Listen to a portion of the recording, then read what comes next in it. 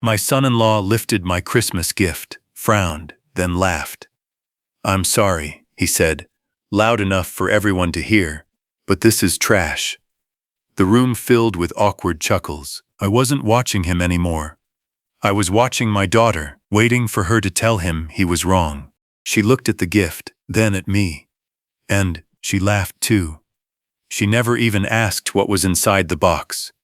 Without saying a single word, I reached into my coat, pulled out a sealed document I'd carried for months, and quietly placed it beside the gift. The laughter died instantly.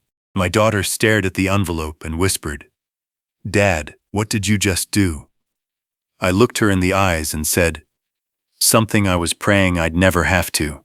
Before I show you what was inside that document, and why my daughter's laughter disappeared the moment she realized what she'd done, take a second to subscribe if you enjoy emotional family stories where respect is earned. Hidden truths change everything, and every ending delivers the justice people never see coming. Now, let me tell you how one Christmas gift everyone called trash ended up exposing the one thing my family had stopped valuing long before they opened it. My name is Michael Harrison, and I'm 65 years old. I spent 39 years restoring old homes across Colorado before retiring. My wife, Sarah, used to joke that I could fix anything except a broken heart. 5 years ago, cancer proved she was right. Since losing her, Christmas became the only time of year that still felt like she was part of the house. I kept every tradition alive because that's what she would have wanted, especially for our only daughter, Emily. Emily wasn't raised to judge people by what they owned. Sarah and I taught her that thoughtfulness mattered more than price tags. As a little girl, she'd get more excited over a handwritten note than an expensive toy because she knew someone had taken the time to make it just for her. That's why I never worried when she married Jason. He was successful, charming, and ambitious. I thought he simply had different tastes. I never imagined those tastes would slowly become Emily's values too. The change didn't happen overnight. It was little things at first. Jason admired luxury brands, expensive cars, and anything that looked impressive. Before long, birthdays became about who bought the biggest gift instead of the most meaningful one. Family dinners felt more like business meetings than family gatherings. Emily never stopped loving me, but she slowly stopped noticing the things that couldn't be measured with money. Every visit left me wondering where the little girl who once treasured handmade gifts had gone. That's exactly why I started working on her Christmas present almost 8 months early. Every weekend I disappeared into my garage, carefully restoring something that meant far more than money ever could. It wasn't flashy, and it certainly wasn't something Jason would understand at first glance. More than once, Emily called and laughed, asking, "Dad, are you still hiding in that garage?" I'd smile and tell her, "You'll see at Christmas." She always laughed and changed the subject. She never once asked what I was making, but I convinced myself she was simply waiting for the surprise. There was one thing, however, that nobody knew about, not even Emily. Tucked safely inside my coat was a sealed document I'd spent months preparing. It had nothing to do with proving anyone wrong or embarrassing my family. In fact, I prayed I'd drive home that night with the envelope still unopened. To me, opening it would mean something had gone terribly wrong. The document was never supposed to become part of Christmas. It was only there because I believed a father should always prepare for the possibility that love might one day be mistaken for something worthless. When Emily invited everyone to her house for Christmas Eve dinner, I wrapped the gift myself using the same paper Sarah had loved every year. Before leaving home, I picked up the present with one hand and slipped the sealed envelope into my coat pocket with the other. I remember standing at my front door for a moment, silently hoping I'd return later that night carrying the exact same envelope, still sealed. At the time, I had no idea that before dinner was even over, my son-in-law would call my gift trash, my daughter would laugh beside him, and that envelope would become the only thing anyone in the room could look at. Emily's house looked beautiful that Christmas Eve. White lights covered the roof, music drifted through the front windows, and laughter spilled out every time the front door opened. Jason loved hosting, and to his credit, he was good at it. His parents were already there, along with his younger brother Mark and two close family friends. The moment I walked in, Emily hugged me, kissed my cheek, and smiled. For a second, I thought maybe I'd worried for nothing. Dinner was warm, cheerful, and exactly what Sarah would have loved, at least on the surface. But as the evening went on, I noticed the conversations kept circling back to money. Jason proudly talked about a recent investment. His father complimented the new kitchen renovation. Mark joked about finally buying a luxury SUV. Every story somehow ended with a price tag attached to it. I mostly listened, reminding myself that tonight wasn't about proving a point. It was about giving my daughter a Christmas she'd remember for the right reasons. After dessert, Emily clapped her hands with the excitement she still carried every Christmas. "Okay," she laughed. "Presents before the coffee gets cold." Everyone gathered around the tree while gifts were passed from one person to another. Designer handbags, smartwatches, expensive bottles of wine, and gift cards drew smiles and compliments. I quietly placed my neatly wrapped box beside Emily's chair. It wasn't the biggest gift under the tree, nor was it the most expensive, but I knew exactly what it meant, and for me, that was enough. Emily reached for my gift with a smile, but before she could open it, Jason gently took it from her hands. "Let's see what Dad's been hiding in that garage for months," he joked, making everyone laugh. I smiled politely. He turned the package over once, feeling its weight, then frowned as though he'd already decided something about it. Without asking a single question, he slowly peeled away the wrapping paper and lifted the lid. He stared inside for 2 seconds before letting out a laugh. "I'm sorry," he said, holding the gift up for everyone to see. "But this is trash." A few awkward chuckles spread through the room. I didn't look at Jason. I looked at Emily, waiting for the little girl Sarah and I had raised to say, "Jason, enough, you don't even know what it is." Instead, she laughed too. The laughter lasted only a few seconds, but it felt long enough to erase a lifetime of memories. Jason held the gift between 2 fingers, as if he didn't want to touch it. "Michael," he said with another grin, "you spent months making this." A few people smiled politely, waiting for me to laugh along with the joke. I didn't. My eyes never left Emily. She wasn't looking at the gift anymore.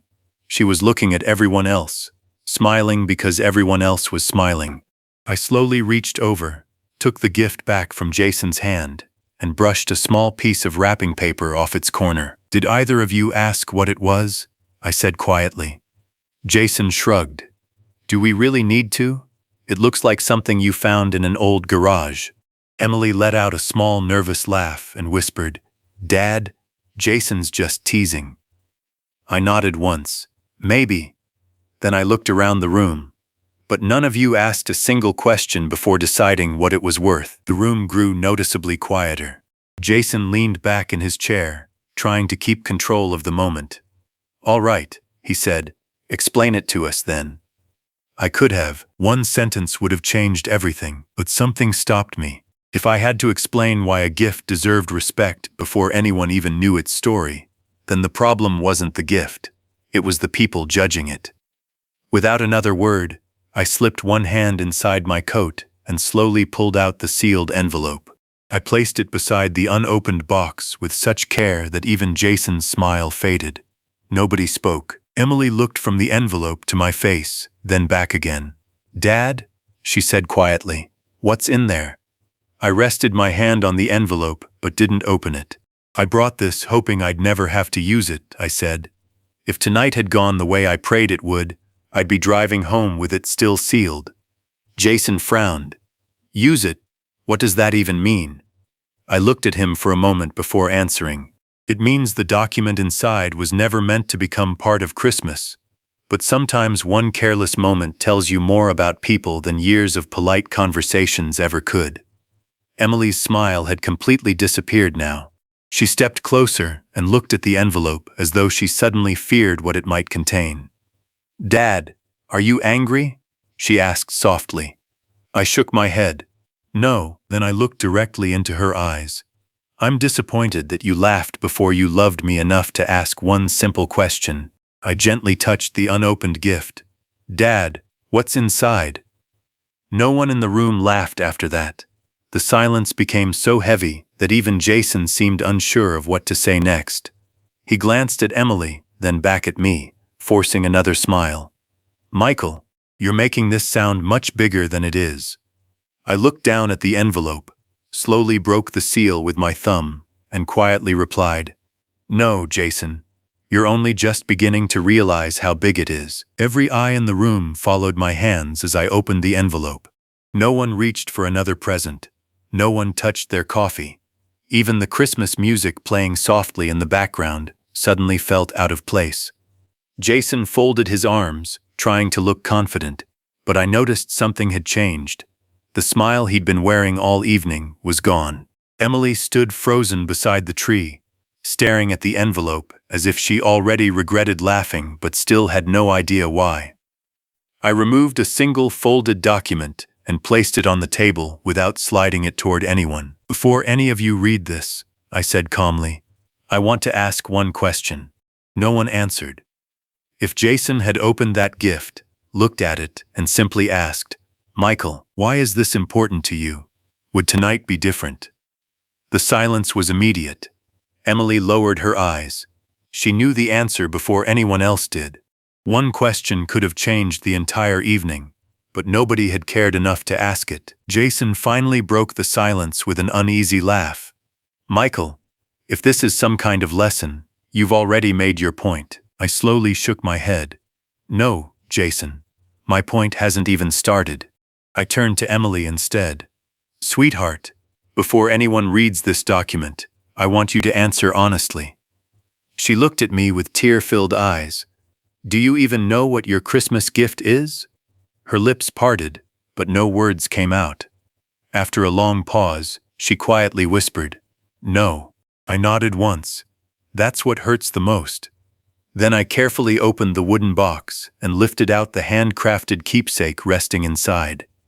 Jason looked confused. It wasn't expensive jewelry, a watch, or anything that looked valuable. It was a beautifully restored wooden display piece with an old brass key mounted in its center and a small engraved plaque beneath it. Emily frowned, trying to understand why it looked strangely familiar. She stepped closer without realizing it. Then her face changed. She wasn't looking at the key anymore. She was staring at the tiny carving burned into the corner of the wood. Her breathing caught. Dad, she whispered, that's Grandpa's carving. For the first time that evening, I saw the little girl I'd raised return to her face. She reached out with trembling fingers, but stopped just short of touching it. Memories she hadn't thought about in years suddenly came rushing back. The old cabin by the lake, summers with her grandfather, fishing before sunrise, Sarah reading stories on the porch while rain tapped against the roof. The room remained silent as Emily looked from the keepsake to me, finally understanding that the object Jason had called trash wasn't something I'd made from leftover wood. It was a piece of her family's history. And she had laughed at it before even asking what it meant. Then I slowly slid the document across the table toward her. Now, I said quietly. Read the first line. Emily's hands trembled as she unfolded the document. Her eyes barely reached the first paragraph before all the color drained from her face. She looked at me, then back at the page, as if hoping she'd misunderstood what she was reading. Dad, she whispered, her voice shaking, this can't be right. Jason immediately stepped closer and tried to look over her shoulder, but she instinctively pulled the paper back against her chest.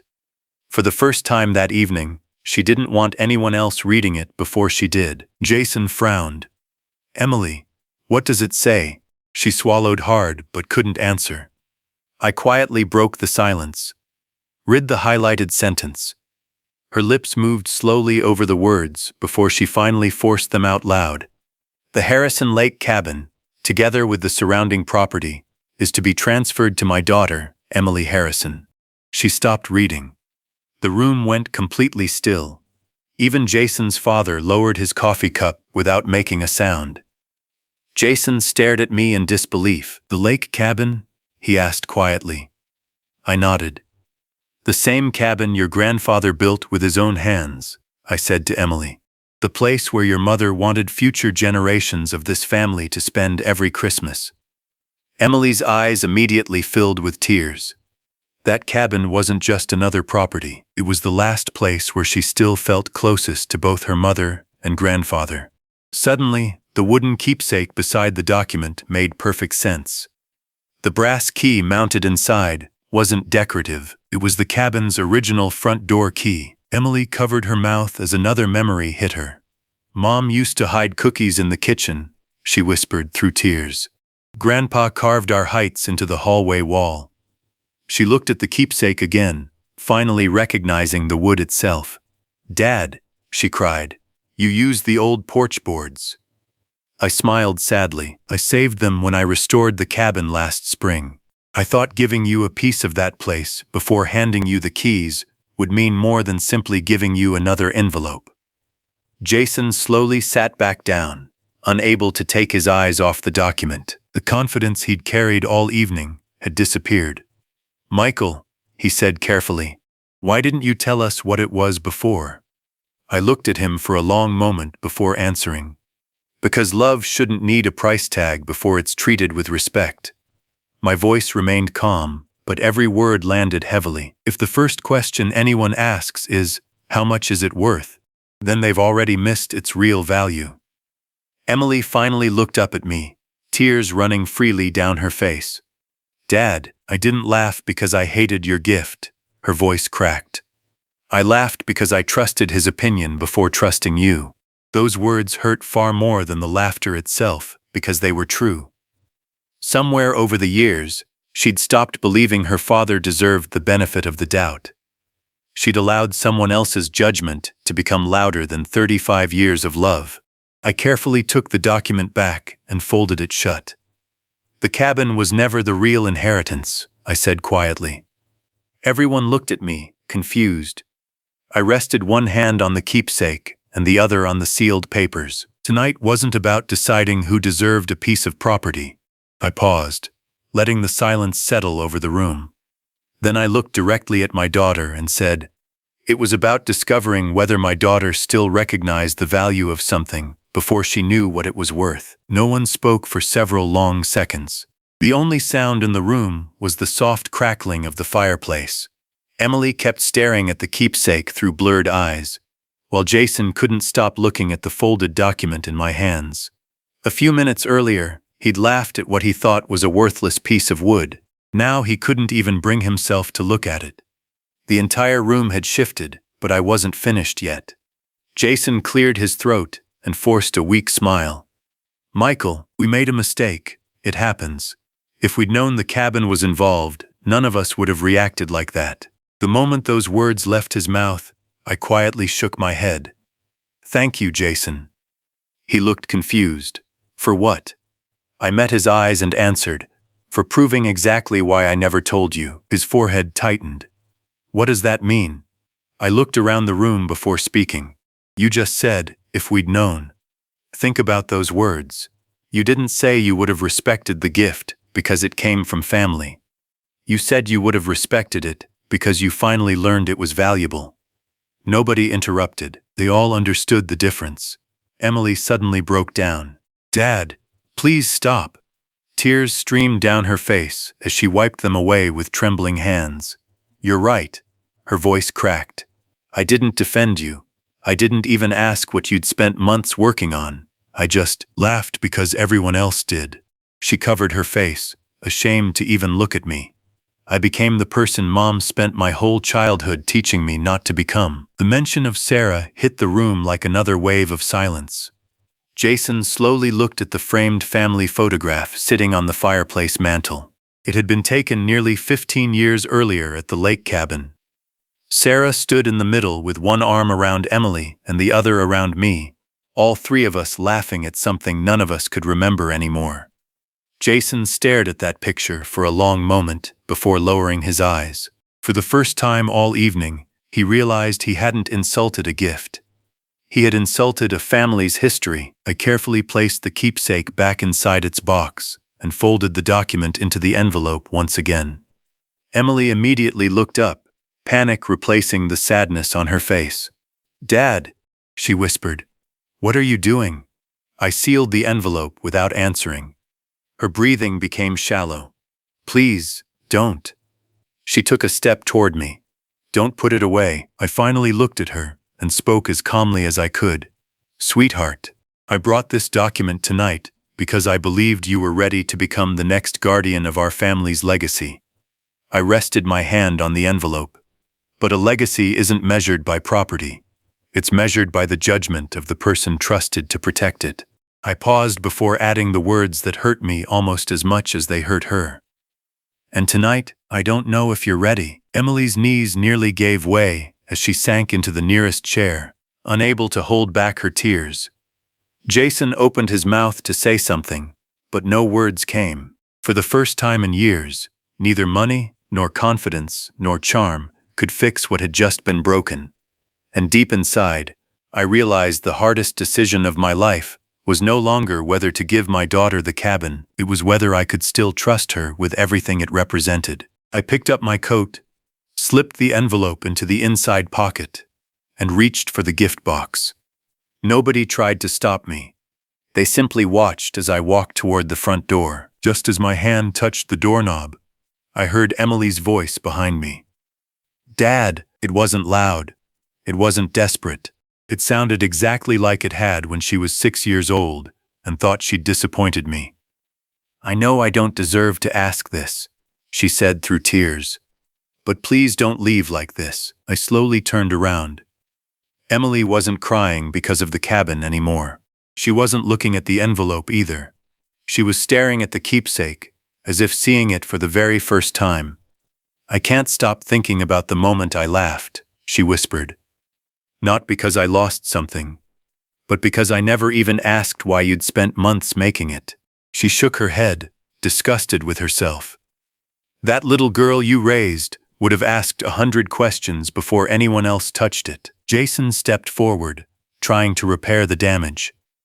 Michael, this has gone far enough. We all made a bad first impression. Let's not destroy a family over one stupid mistake. His voice was calm, but there was still something about it that bothered me.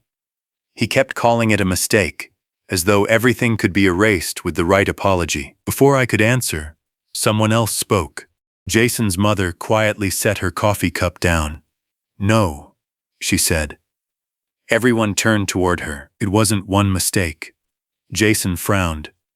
Mom, she looked directly at her son. I've watched you do this for years. You judge restaurants before tasting the food. You judge neighborhoods before meeting the neighbors. You judge people before hearing their stories. Her voice remained calm, but every sentence landed harder than the last. Tonight you judged Michael's love before asking a single question. Jason stood speechless. His father slowly nodded. She's right. Then he looked at Emily. And somewhere along the way, you started doing the same thing. Emily closed her eyes as fresh tears rolled down her cheeks. There was no defense left, no excuses, only truth. She slowly walked toward me until we were standing only a few feet apart. Dad, she said softly, if I could go back 5 minutes, I wouldn't ask about the cabin. I looked at her, surprised. I'd ask about the gift. She gently placed her hand on the wooden keepsake. I would have asked why you chose this wood, why you carved Grandpa's mark into it, why you spent 8 months making something no store could ever sell. She wiped away another tear, and I would have told Jason to be quiet until we knew the story. For the first time that night, I believed every word she said. Not because she was crying, not because she'd seen the document, but because she finally understood that the greatest thing she'd almost thrown away wasn't a cabin. It was the chance to honor the love behind the gift. I took a slow breath, removed the envelope from my coat once more, and looked at it for several seconds before speaking. Emily, her eyes met mine. I'm not ready to make a decision tonight. A look of heartbreak crossed her face, but she nodded before I could continue. And honestly, I said quietly, I'm glad you're not asking me to. She looked confused. I gave her a small, tired smile, because if you've truly learned what this night was meant to teach you. I placed the envelope back into my coat. You'll understand that some things should never be earned with one apology. The weeks after Christmas were quieter than I'd expected. Jason never called. He never sent a message. Part of me wasn't surprised. What did surprise me was Emily. Every Sunday afternoon, right around 2 o'clock, she'd knock on my front door. Sometimes she'd bring homemade soup. Sometimes she'd bring nothing at all. She never mentioned the cabin, the document, or the inheritance. Instead, she'd ask simple questions. Can I help you clean the garage? Do you want company while you work? At first, I thought she was trying to earn my forgiveness. After the 4th weekend, I realized she wasn't trying to earn anything. She was trying to rebuild what she'd nearly destroyed. One Saturday, while we were organizing old tools, she picked up a rusted hammer with Sarah's initials carved into the handle. "Mom used this one?" she asked. I smiled. Almost every time we worked together. Emily carefully brushed the dust away before placing it back exactly where she'd found it. "A few months ago," she admitted quietly, "I probably would have thrown this away and bought you a new one." She looked at me with tears in her eyes. "Now I understand why you never did." It wasn't a dramatic moment, but it told me more than any apology ever could. She was finally learning to see memories where she once saw only old things. About 2 months later, my phone rang. The caller ID read Jason. We agreed to meet at a small diner halfway between our homes. He looked different when he walked in. The expensive watch was still on his wrist, but the confidence he'd always worn like armor was gone. After a long silence, he looked me in the eyes and said, "I've replayed Christmas 100 times." He gave a tired laugh. "The worst part isn't that I called your gift trash. It's that I honestly believed I had enough information to judge it after looking at it for 5 seconds. I let him speak without interrupting. "I've spent years teaching myself that expensive means valuable," he continued. "Somewhere along the way, I started believing the opposite too, that if something didn't look valuable, it probably wasn't." He lowered his head. "I didn't just insult your gift. I insulted the years, the memories, and the people behind it." It wasn't a perfect apology, but unlike the one he'd offered on Christmas Eve, this one didn't ask for forgiveness. It simply accepted responsibility. Before leaving, I placed the same sealed envelope on the table between us. Jason looked at it, then immediately pushed it back toward me without opening it. I raised an eyebrow. "You're not curious?" He smiled sadly. "Of course I am." After a brief pause, he added, "But if Christmas taught me anything, it's that I don't have the right to know what's inside, just because I want to."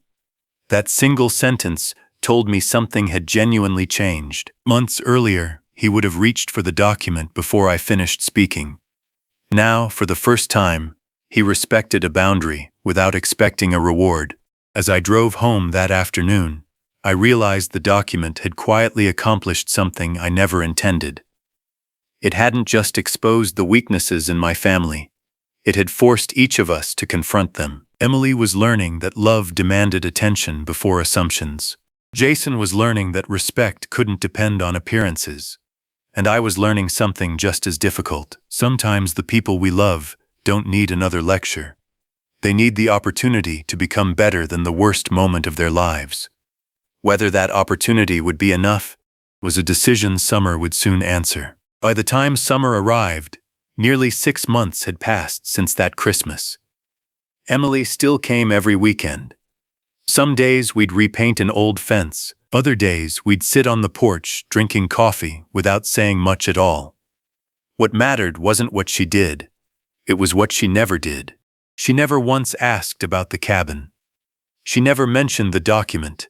She never hinted that she'd changed because she hoped something would be given back to her. The inheritance had disappeared from her conversations, and somehow that told me more than if she'd brought it up every week. One Saturday morning, I asked if she wanted to take a drive. She smiled, grabbed her jacket, and climbed into the truck without asking where we were going. Nearly 2 hours later, we turned onto a narrow gravel road surrounded by tall pine trees. Emily looked through the windshield, and within seconds her hand flew to her mouth. "What, Dad? Dad?" I nodded. "We're here." The lake cabin stood exactly where it always had. The porch was freshly painted, smoke drifted gently from the chimney, and the old swing Sarah loved still moved with the summer breeze. Emily stepped out of the truck, but didn't walk toward the house. She simply stood there with tears running down her face, taking it all in, as though she were seeing part of her childhood, waiting patiently for her to come home. "I thought I'd lost this forever," she whispered. I looked at her and quietly replied, "You were never in danger of losing the cabin." She frowned. "You were in danger of losing the reason it existed." For several minutes, neither of us spoke. We walked through every room together, remembering birthdays, fishing trips, board games during rainstorms, and the Christmas mornings Sarah insisted everyone stay in pajamas until noon. Emily smiled through her tears as she ran her fingers across the hallway wall where the pencil marks still showed her height at 7, 10, and 13 years old. When we reached the front porch, I reached into my coat one final time. The same envelope, still carefully folded, still sealed exactly as it had been since Christmas night. Emily looked at it, then immediately shook her head. "Dad, you don't have to," I smiled. "That's why you finally do." I handed her the envelope. She didn't rush to open it. Instead, she looked at me first. "Are you sure?" 6 months earlier, she would have opened it before asking that question. Now, the question came first. I nodded. "I've never been more sure."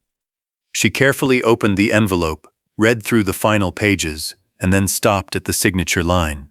Fresh tears rolled down her cheeks as she realized nothing had been changed. The cabin had always been hers. I had never rewritten the documents. I had only postponed signing the final transfer. She looked at me in disbelief. You never took it away?" I gently shook my head. "No, I only refused to hand over something that represented 4 generations of love until I knew the next person understood what she was receiving." Emily wrapped her arms around me and cried harder than she had on Christmas Eve. Not because she'd inherited a cabin, but because she'd finally understood that the greatest inheritance her mother and I could ever leave behind wasn't land, or timber, or a lakeside view. It was the values that made that place worth passing on in the first place. As we stood together on the porch overlooking the lake, I realized something Sarah had always believed was true. A family isn't healed when forgiveness is spoken. It's healed when changed hearts begin making different choices, even when they believe no reward is coming. That Christmas became a story our family never stopped talking about, but not for the reason anyone would expect. No one remembered the expensive watches, designer handbags, or luxury gifts exchanged that night. The only thing people remembered was the small wooden keepsake that had been mistaken for trash. Funny how time has a way of exposing what truly mattered all along. The following Christmas, Emily insisted we celebrate at the lake cabin. "This is where Mom would have wanted us," she said while hanging the same old ornaments Sarah had collected over 30 years. Nothing looked perfect. The furniture was old, the floors still creaked, and the fireplace smoked a little when the wind changed direction. Yet somehow, it felt warmer than any house filled with brand new furniture ever could. For the first time in years, nobody cared how expensive anything looked. Jason arrived carrying a single wrapped package. It was small, covered in plain brown paper and tied with ordinary twine. Before anyone reached for it, he stood up and smiled awkwardly.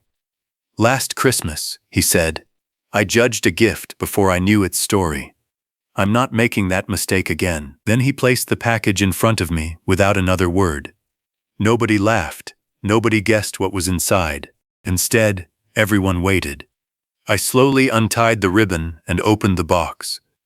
Resting inside was an old black and white photograph that had been professionally restored. It showed Sarah, Emily, and me standing on the cabin porch nearly 25 years earlier. The original picture had faded so badly that I thought it was beyond saving. Jason quietly said, "Emily spent weeks searching through old albums to find it. I just helped bring it back." I couldn't speak for several seconds. It wasn't an expensive gift, it wasn't rare, but it carried something far more valuable. I looked around the room and noticed something that hadn't happened the year before. No one asked how much it had cost. No one commented on where it came from. Instead, everyone gathered closer, smiling as old memories filled the room. Mark pointed at the fishing rods leaning against the porch in the photograph. Jason's father laughed as he remembered burning Christmas dinner on the old stove. Emily leaned her head against my shoulder, exactly the way she used to when she was a little girl. At that moment, I knew our family hadn't simply recovered from one painful Christmas. We had found our way back to each other. As snow quietly began falling outside the cabin windows, I glanced toward the wooden keepsake sitting on the fireplace mantel beside Sarah's favorite ornament. 1 year earlier, it had exposed everything that was broken in our family. Now it silently reminded us how much could change when pride gave way to humility and assumptions were replaced with understanding. Looking around that room, I realized the greatest Christmas gift I'd ever received wasn't the restored photograph or even the cabin itself. It was watching my daughter teach the next generation the same lesson she'd almost forgotten: that before you judge the value of anything, take the time to learn the story behind it. People often ask me what happened to the cabin, expecting that to be the ending of this story. The truth is, the cabin was never the ending. It was only the test. The real story was about a father who discovered how quickly love can be overshadowed by appearances, and a daughter who found her way back before it was too late. Looking back now, I'm almost grateful my son-in-law called my Christmas gift trash. If he hadn't, I might have handed over an inheritance without ever knowing whether the values behind it would survive another generation. That little wooden keepsake still sits on the fireplace mantel inside the cabin. New visitors often walk past it without giving it a second glance. They see a piece of old wood with a brass key and assume it's just another decoration. Emily never lets that happen anymore. Before anyone asks about the cabin, she tells them the story of the night she laughed before asking a single question. She says it's the most expensive mistake she ever made, not because it almost cost her a piece of property, but because it almost cost her the trust of the man who had loved her unconditionally since the day she was born. I've learned something in my 65 years that no lawyer, banker, or contract could ever teach me. The true value of a gift is never determined by the person giving it. It's revealed by the character of the person receiving it. Anyone can appreciate something after discovering its price. Very few people have the wisdom to respect it before knowing what it's worth. And that single difference tells you almost everything you'll ever need to know about someone's heart. So if there's one lesson I hope my grandchildren carry long after I'm gone, it's this: never judge a gift before you understand the love behind it. Never judge a person before you know their story. And never let someone else's opinion become louder than the voice of the people who have spent a lifetime proving they love you. Because one careless laugh may last only a second, but the regret of laughing before you understood can stay with you for the rest of your life.